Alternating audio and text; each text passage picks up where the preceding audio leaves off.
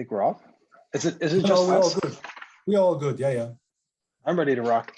So I think we're all here. So what I'd like to do is give people some time to come over. I think they're just leaving the other session now, and it'll populate up. And so basically, how it's going to work is I'll set the questions. It'll be specifically for one person sometimes, but then if you all have input, I want this to be as organic as possible and just to flow.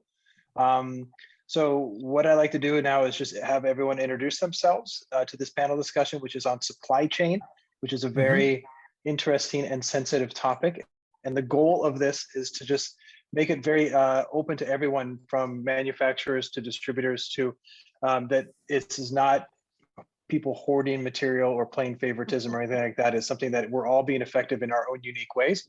And it's to show people maybe who are installers and wrap shops, kind of things that the manufacturers and people on your side are dealing with as well. So it makes everyone feel more human and with that. So what I'd like to do is just again have everyone introduce themselves. We'll begin with you, Reiner. Okay.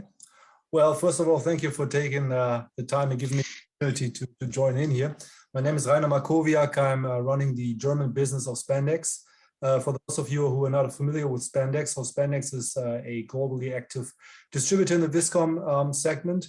We're active in more than 18 countries, and we have a very strong presence in Europe and also in Australia, but we also have partners in actually a Spandex company, regional supply now in the US. And I'm here to give my notion on the distribution side of things when it comes to the supply chain situation that we see currently. Yeah. Awesome. Mariana? Hi, everyone. I'm Mariana Rodriguez. I am the general manager for the graphics business in North America for Avery Dennison. This is a topic that is very close to my heart and my career. While I'm the general manager for the graphics business today, I have actually spent 15 years of my career in supply chain and in a prior life. So I know a little bit about the topic and know a little bit of the ins and outs of what's going on. So very, very excited to be able to talk through things and share my perspective, as well as the things that we are doing at Avery Dennison to try to manage and overcome the challenges we've got. So thanks for inviting me. Awesome to have you. Dylan? Yeah, so a topic very near and dear to my heart this year, maybe more than ever in my career. But my name is Dylan Desai. I am the global director for what Huntsman Corporation refers to as their Surface Solutions business. What that means in practicality is we make thermoplastic polyurethane resin that gets extruded into films used in graphic wraps, perhaps, or paint protection film, probably more commonly. And so, nice. Yeah, happy to share a little bit about how we've done in this, as well as what we're trying to do about it. Cool. And David, so how we're going to begin this session, David's going to talk a little bit about just supply chain issue, because you guys did a great webinar yesterday, and then we'll get to specific questions. So David, let's get on with you, my man. Thanks, Justin. Everybody, thanks for coming. David Hickey, Vice President of Advocacy with the International Sign Association. Advocacy means we handle basically working with the levels of government, but we do some work in DC as well on big federal issues that affect the sign industry. And we've definitely been keeping track of what's going on with supply chain challenges and inflationary pressures that are affecting every sector of the sign, graphics, and visual communications industry, including wrap. So this is going to be a great opportunity for us to talk about the challenges, to talk about possible solutions. I'm hoping no one is going to promise any silver bullets, because I don't think we're going to have them. And I think this is a challenge that's going to be around with us for at least a short while longer, depending how you define short while. And I think that just top level, talking with suppliers and distributors and sign shops over the last few months, what we're seeing is it's shown how our industry can adapt to these ongoing challenges and find new solutions to these problems that just keep popping up in the supply chain with the supply chain woes. And I firmly believe that what doesn't kill us is going to make us stronger. And I think that this is refining, it's honing us as as companies and as thinkers and as innovators. And it's, I know maybe it sounds like I'm putting a really overly Pollyannish positive spin on it, but I know we're learning new things and how to adapt and find solutions to these challenges. Like I said, this is something that's going to be going on for a while. What happened was we shut down the global economy, an economy that is so interconnected, and then you open it back up, you're going to have a demand that's immense. And I think we've seen that. And then you have governments stepping in around the country, injecting trillions of dollars into economies to help the recovery. And that just increases demand a lot more. But while it's relatively easy to shut down economies, it's so much harder to get them up and going again. And I think we're really seeing that with the transportation and logistics aspect of the supply chain. I think that's what supplies to and fro. And hopefully we'll be able to talk about that today. So I think it's basically, in a nutshell, it's if you haven't worked out for a long time and you go back to the gym, it's hard to get back in shape. It's easy to stay in shape, but it's harder to get back in shape. It's kind of like, so basically the economy was in great shape. COVID came and then had to get back in shape. It's tough. It's hard. Which seems the case. So I think so basically on that, we have some very smart people who are in very cool positions for this webinar, for this panel discussion. So what I'd like to do is, if you don't mind, I'd like to go from kind of like raw material to manufacturer to distributor in terms of the sequence of the first questions, and then we can open it up to kind of bigger questions. So again, this is for me, my goal is to get, for those of you who are installers at wrap shops, you might not know the story behind raw materials and manufacturing and distributors. And so this will give you an inside perspective just to see where we're at and what the solutions are going to be. So we'll begin with Dylan, because you work at Huntsman and you guys make a lot of raw materials for the material, behind the scenes. So basically, what have you experienced on your side in terms of the supply chain issue? How has it affected, your clients, and how do you see it kind of working out in the next year, 2022, 2023? What is your forecast for when it will get back to normal? Yeah, well, I wish I had better insight on that. If I did, I can tell you, I'd probably be in a different line of work. But look, in terms of kind of how we got here, we probably first started seeing our raw material suppliers slipping on shipments to us, towards the end of 2020 and even into Q1. And at the time, we were getting messaging along the lines that these were kind of one-off situations. And what we came to learn very quickly is they were not going to be, that they were structural. And I couldn't agree more with David's comments. The speedy shutdown of the economy and then the attempt to kind of kick it back up quickly.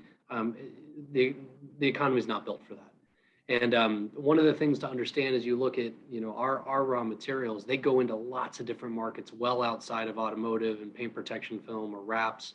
And as the scarcity took place, we saw markets competing for scarce raw materials. And that became a real big challenge. And it's still a challenge today, although I do think you're seeing a settling in terms of what those markets are willing to bear. And the amount of material that each of those markets are getting is a function of the cost that they're willing to bear. Where we sit in the value chain, we're not looking at it from call it an auction environment. We're trying to take a strategic look at how we support the industry. But I can tell you there's raw materials upstream that are doing just exactly that. They've got a scarce amount of raw materials. They're going to go wherever they can to maximize their profitability in this time. And it's a challenge. At Huntsman, what we've tried to do is, of course, we're trying to improve the raw material availability, but we're also focusing on what we can control. And part of that is the capacity that we have. So we have seen that there are and has been significant demand growth. And so we're trying to prepare ourselves for when we do have unbridled access to raw materials. We want to make sure that our capacity isn't a constraint. And so even though we're not even utilizing our full capacity now, we're continuing to invest in that capacity. And at the same time, we're continuing to invest in technology. And that's why we see value in participating in industry organizations like this to collect information about what the market is seeking that they don't have today, and trying to put the technology to it, even if it takes us a year or two to develop it. because we know that at some point in time, we're going to come out of this and we want to be well positioned to support the growth of the market. So question, coming back to what you said earlier, then, so basically once the faucets got turned back on for the economy, what other products out there use similar ingredients to make PVC, wrap film? Is it like spandex? Is it, what other industries are competing with what we make? Coatings and adhesives. When you look at the common raw materials that we use in thermoplastic polyurethane that gets extruded into these films, there's a number of the coatings industry, paint systems. They'll use common raw materials. Adhesives will use common raw materials. And one of the things that we've noticed is as the economy shut down, people have a certain amount of money that they typically line up for vacations every year, right? And so because nobody was going anywhere, they started doing home improvement projects, right? Mm-hmm. And so when they start doing home improvement projects, painting their house, or whatever those things that require paints or adhesives, that was a very common outlet for people's money. And it saw a massive uptick in demand, and the economy wasn't built for that. And so now that as you're coming back into people and the economy opening back up, you're now competing for demand in these other markets like DIY home projects. That competes with us. Essentially, just so people who are like individual rappers at rap shops and stuff like that. So once the economy turned, even though the graphic, the graphic industry that we're in, rap vinyl, is big, there's industries that are bigger using the same ingredients. So they just have a bigger piece of the pie, or they are maybe better at golf, course deals and stuff like that. But basically, they're kind of taking up what material is there. Essentially, the rap industry is still getting the same amount of raw materials they got before the crisis, but there's just such an uptick in demand that's what's creating the shortage. Would you say that's a fair assessment or too simple? I think that's mostly accurate. And there's instances in which I can point to for sure that I think the rap industry is getting less than what they were getting previously because of that auction environment. Right. Some of those other markets have said I'll pay more, and so that's what's happened. So I think that's mostly accurate. What is structurally changing, or the goal when you look forward? Is these raw material suppliers, some of them are choosing to invest in their plants and give more capacity, and that opens up the runway for this type of a market and our type of interest in this. And some of them are choosing not to. They're going to hold fast on what they see their capacity being, and that's just what they want to do. Interesting. Okay, so I'm going to move on to the next question if we could, and this one goes to you, Mariana. Mariana, Avery Dennison is a Fortune 500 company with over 30,000 employees. The label division, which is what Avery is primarily known for, is the main segment of the company, and the graphics division, smaller, having a larger division like the label division and its own unique resources. Has that been help with the graphics division in terms of navigating these issues, or how does that work on Avery's side?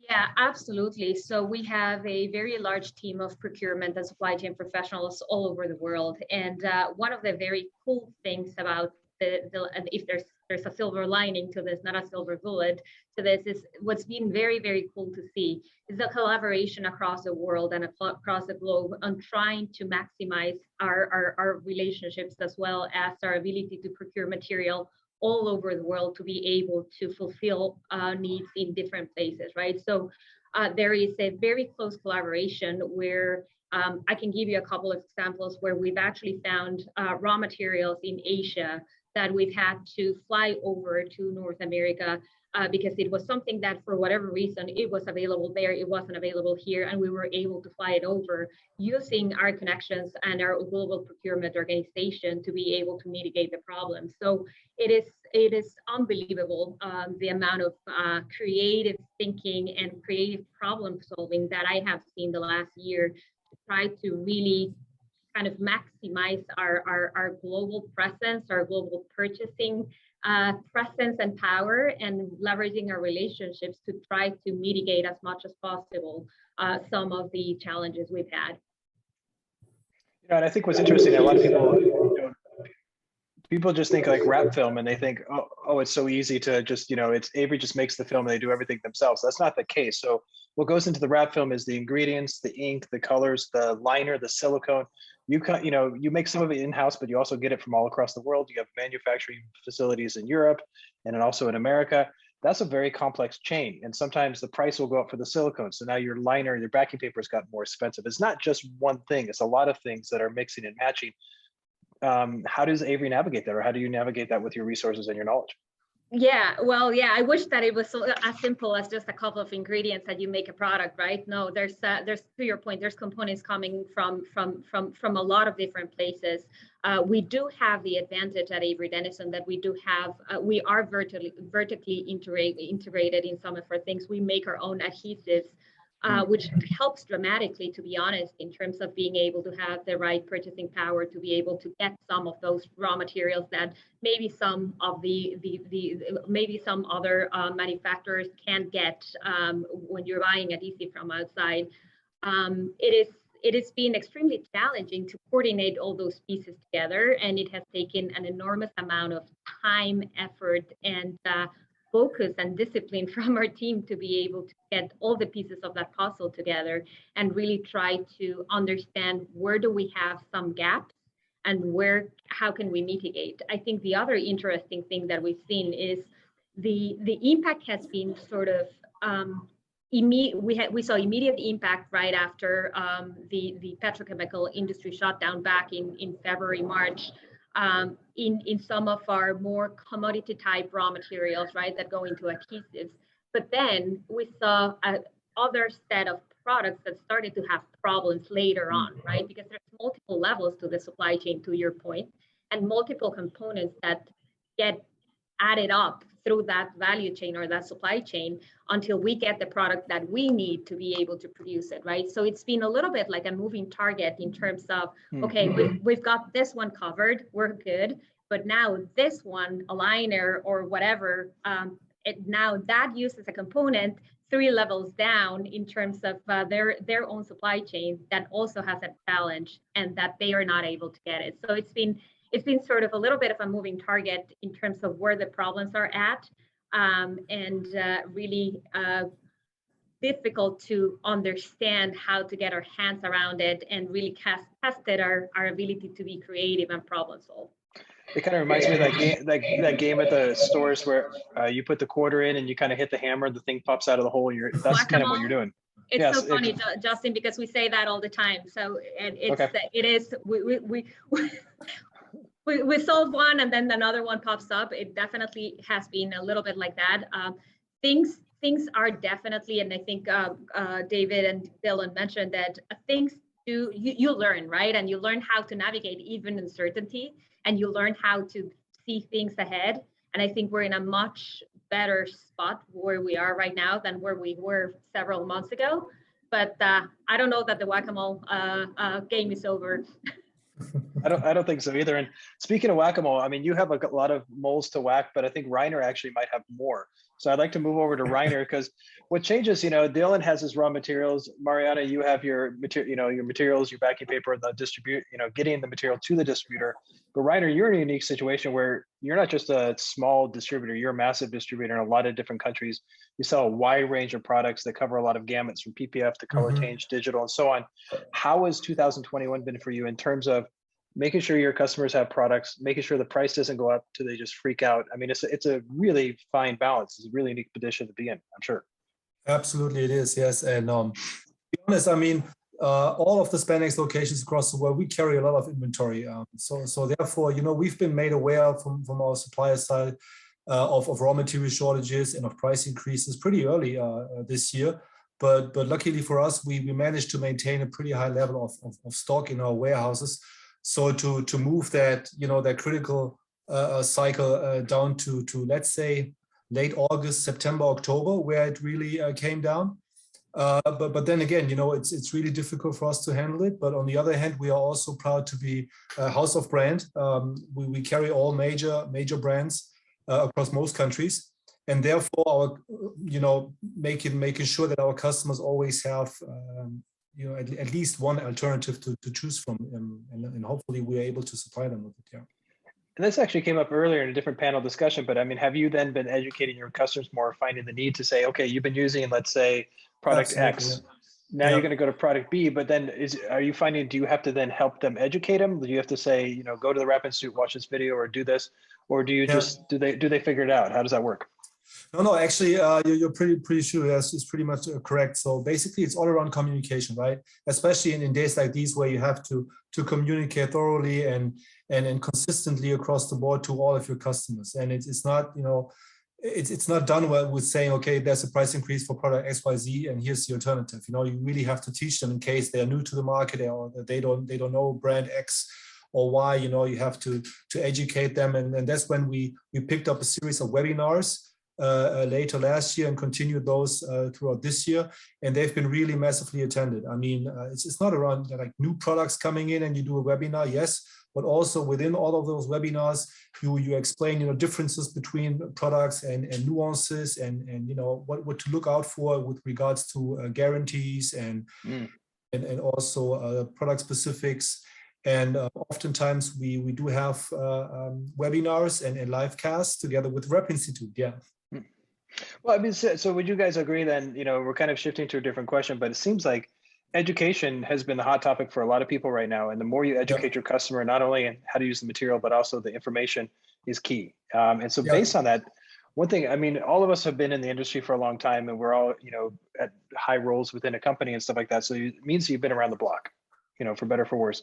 So, you know, I've found in all these situations, anytime there's something that's really kind of challenging and difficult, that's actually the fertilizer for really big growth if you're prepared for it and stuff like that. And so based on that, from the challenges in 2020, 2021, and, you know, looking forward to 2022, unfortunately, how do you see the industry changing in the good way? Because it will change in a good way. Do you see it moving to more PVC-free films? Do you see, how do you see it changing in the industry? And I guess I will leave this open to the group to talk about. Mm-hmm. I think just in general, oh, sorry, Mariana, but I'll be brief. I think in general, we've seen an openness from the customer base to entertain some out of the box ideas, right? I wouldn't comment on, you know, PVC free or whatever, but I think in general, you know, where let's just say good times are, you know, demand is high, supply is great.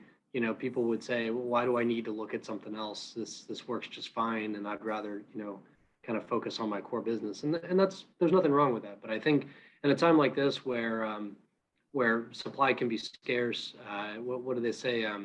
Necessity is Mother Nature's greatest innovation driver. I mean, it's been that way for sure, and I think that we've seen that. We're looking at, you know, I can't go into all the details project wise, but we're looking at some things that I think under normal times people would say that we wouldn't necessarily look at that, but given the nature of that, you know, the performance properties are considerably better in some areas, and it's a bit of a trade-off, but people are looking at other things now.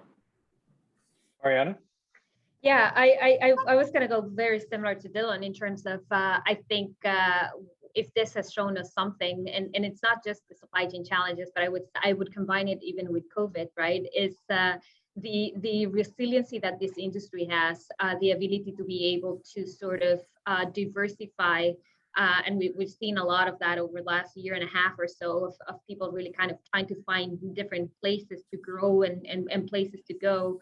I think we've seen it in our own organization at Avery Dennison in terms of really thinking outside of the box and coming through with ideas that probably a year and a half ago, 2 years ago, people would have been shutting them down because, hey, we're okay. There's no need to change, right? So we're at a point that I think the creativity that people have is really surfacing, and it's really kind of putting it. We're taking advantage in a way of this situation internally of saying, hey, well, if there's these great ideas and we can actually be much more agile and flexible than we've ever been, how do we advance these ideas forward?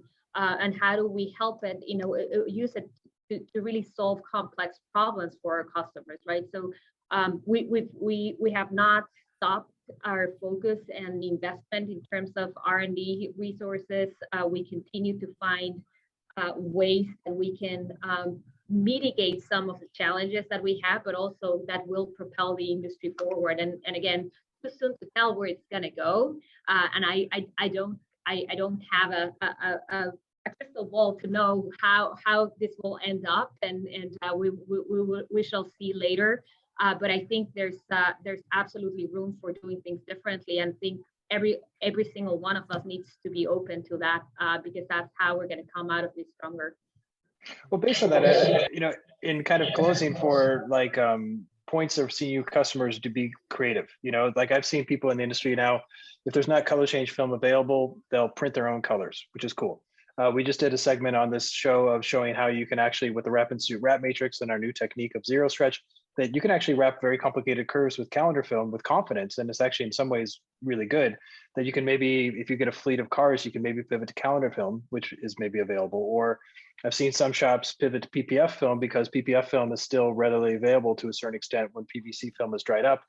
But I think PPF film might be drying up as well pretty soon. But that being said, it's it's a changing landscape. So I see people shifting what they're focusing on in terms of their core business, being creative. What have you other creative avenues have you seen customers or companies do in the last couple of years that might inspire some people on the show? Yeah, what I've seen actually, Justin, is really a lot of customers are rethinking the way they purchase their products, right? So in the past, when everything is available and it's a new product, you just go cheap. Who's the cheapest? Who can supply me with Avery Dennison SWF or Orafilm 970, whatever wrapping fill you want to call, you want to name? Who can I get it? The cheapest.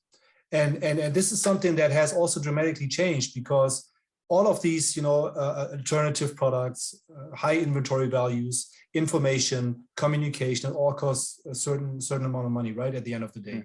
So basically, if you really think, and value what the distribution partner that you chose would bring to you, especially in those tough times where information is key, this is really something that, that often results in a higher price. And at the end of the day, if it's worth it, then it's worth it. And to your point with the calendar film, I mean, that's the way it all started off, right? In the 90s, you don't have cast, you don't have air regress or slidable films. It was all calendar films. Yeah. And I think, at the end of the day, though, I mean, I think what hopefully the viewers are seeing right now is, whether you're Dylan or Mariana or Reiner, is you're in a situation where everyone has their own unique challenges with supply chains on all these levels. So it's not like this conspiracy theory where all the higher ups are just kind of just making everything more expensive because you can, and this is opportune time to just really backstab everyone. That I think, what's great about the wrap industry, which I've always appreciated, is we're all, for the most part, really nice people who care and love what we do. And so I think it's a collective thing. So when the price goes up, it's not because you guys want to raise the prices. You kind of just have to because those prices got raised on you, correct? Absolutely. We all wouldn't be here, without our customers. So I think we're here to serve, Yeah, which is an interesting thing. And it can be hard sometimes if, anytime, I mean, it's hard, if you're in the forest, it's hard to know what the weather's like, because all the trees and the branches. And so hopefully this show has given a little bit of more perspective of kind of the overall industry of where all the players are at. And I think we're all on equal terms. I think it's shifting, and yes, we're doing whack-a-mole. I got that. I've been in Amsterdam for a long time. I forgot the name, but I guess it's an interesting time. And I guess looking forward, and I guess maybe we can touch on this in the breakout session and where we're going to in a couple of minutes, is what is the forecast for 2023? Better or worse? What, 2023 or 2022? Oh, sorry. That actually is. I'm okay with you skipping a year, Justin. Yeah. So I mean, because I've heard different things. 2022 is gonna go away in 2022, and other people say, it's probably 2023. So I mean, realistically, we know if we're told 2022 it's gonna be 2020. For 2023, it's gonna be 2024. What is a realistic? I mean, magic ball. Yeah. Look, I can give you the consensus of folks we've talked to, because I don't know that anyone truly knows, right? But I can give you probably the consensus opinion that we've heard so far is, to be honest, we don't see a lot changing in 2022 at a minimum, for sure the first half. I think it's going to look a lot like where we're at. You may see some things start to improve, maybe the second half. And I'm talking about where we sit in the value chain. And so as that, if you think about where we are and all the time that it will take to go through the rest of the value chain, I don't know that you would see a meaningful difference next year. I could be wrong. What I see changing structurally in 2023 is there's some notable raw material suppliers that are bringing new capacity online. And so that's where I would say that you could probably start to see a step change that's meaningful. Sure, something might be slightly up or slightly down next year. From where we sit, we really don't see anything meaningful. The meaningful difference would probably be in 2023 from our perspective.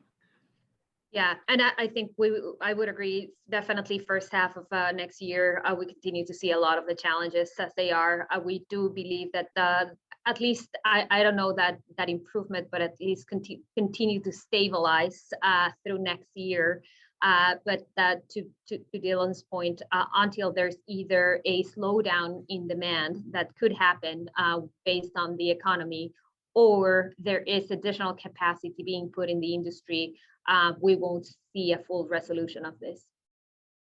Big unknown I see really is transportation costs, and we haven't even touched that topic here in this round yet. But I mean, just assuming, you know, later next year, or let's say mid next year, whatever, whenever COVID hits again, God forsake it doesn't. You know, we're on recovery mode now. Sorry, but let's assume they shut down another harbor in China or wherever, and you don't get any containers to the US, or you know, the US is shutting down certain ports. And since we are, you know, with spandex actively across the countries, but also very active in Europe, and we get stuff in from the US and also from China, we see container prices and transportation costs, you know, rising like crazy. And this is something that needs to be also factored in, I guess. All those delays, I mean, then the ship is burning, and then the Suez Canal is, you know, is blocked or whatever. And these are all the unknown uncertainties that we have, to a certain degree. Yeah, that's a very good point, Reiner. And maybe, you know, I think the time for this one, we're going a little over this session. So what I'd like to do now, if we could, why don't we just jump out of this session and jump out of the breakout session, and we can continue this. And those of you watching can ask questions. So why don't we shift? Let's do it. Move, yeah. Okay. We'll see you there. Ciao. Right.